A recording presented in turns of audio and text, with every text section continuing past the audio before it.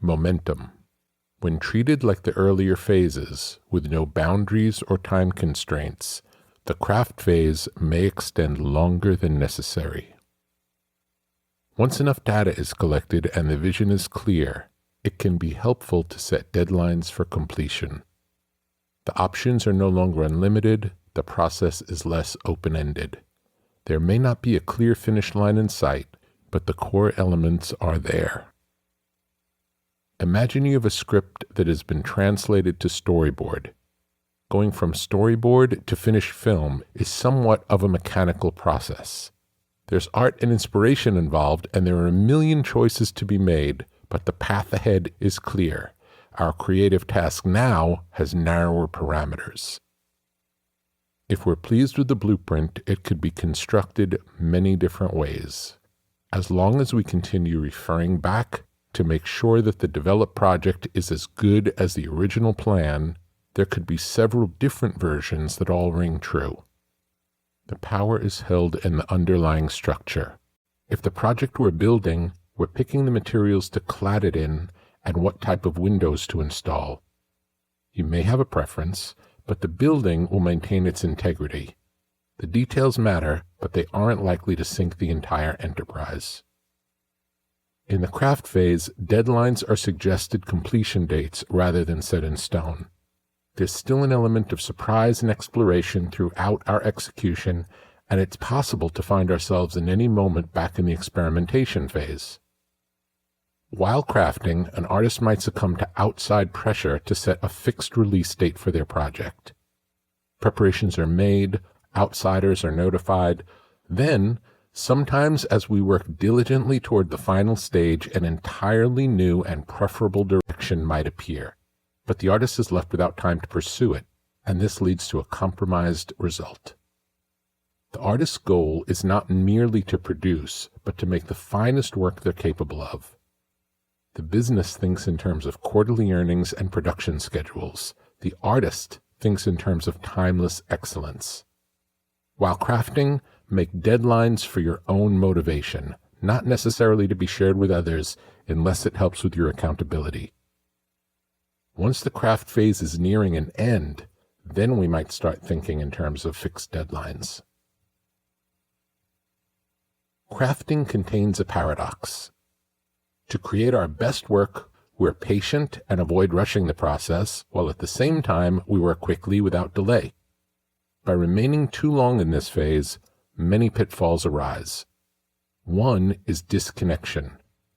If an artist is creating a beautiful work and keeps endlessly crafting it beyond the need, sometimes they suddenly want to start all over. This can be because they've changed or the times have changed. Art is a reflection of the artist's inner and outer world during the period of creation. Extending the period complicates the artist's ability to capture a state of being. The result can be a loss of connection and enthusiasm for the work over time. Another challenge we might call demoitis. Demoitis happens when the artist has clung too tightly for too long to their first draft. The danger of living with an unfinished project for too long is that the more often an artist is exposed to a particular draft of a work, the more final that form can become in their mind. A musician might record a demo of a song very quickly. They could listen to it 1,000 times and imagine developing it into all that it can be. Yet when it comes to actually making the best version of the song, the demo may be so ingrained in their head that any changes seem to be blasphemous. When we become overly attached to a premature version of the work, we do a disservice to the project's potential. To avoid demoitis, there's a simple technique. Unless actively working to make something better, avoid listening to it, reading it, playing it, looking at it, or showing it to friends. Work as far forward as you can while crafting, and then step away, without repetitively consuming the unfinished work. By not accepting the work in progress as the standard version, we leave room for growth, change, and development to continue. Keep in mind it's also possible for something great to be made very quickly. An artist might spend 5 minutes sketching an idea for a project and think very little of it. They might sense the seed of something great, and then spend hours or years trying to develop it into something more.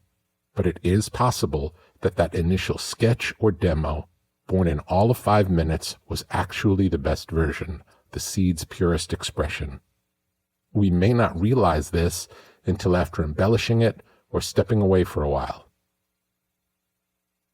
Another impediment some come across is that their vision for the work exceeds their ability to manifest it.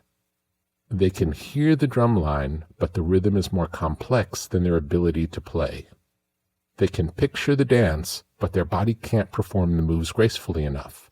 It might seem as though the next step is an impossible leap. In these moments, it's easy to feel discouraged.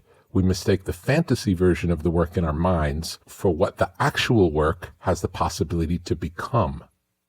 There indeed may be times when our mental conception of a piece translates almost directly into the physical realm. At other times, it's an unrealistic, idealized version. And sometimes our vision for the work is the goal to work toward, and in the process, we come to learn we'll reach a new and unexpected destination. Falling short of grander visions might actually put the work exactly where it wants to be. Don't let the scale of your imagination get in the way of executing a more practical version of your project. We may come to realize that this version is better than the initial, seemingly impossible vision.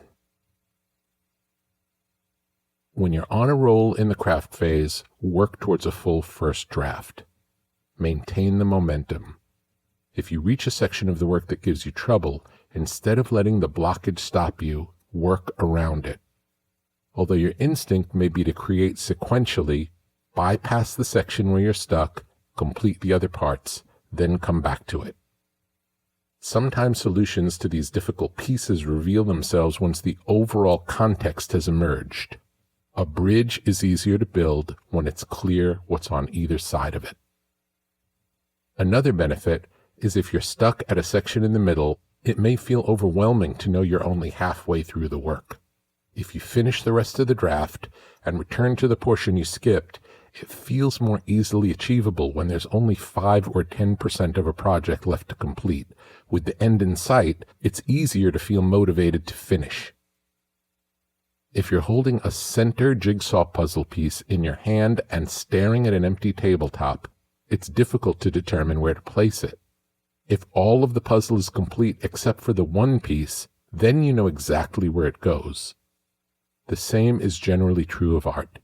The more of the work you can see, the easier it becomes to gracefully place the final details clearly where they belong.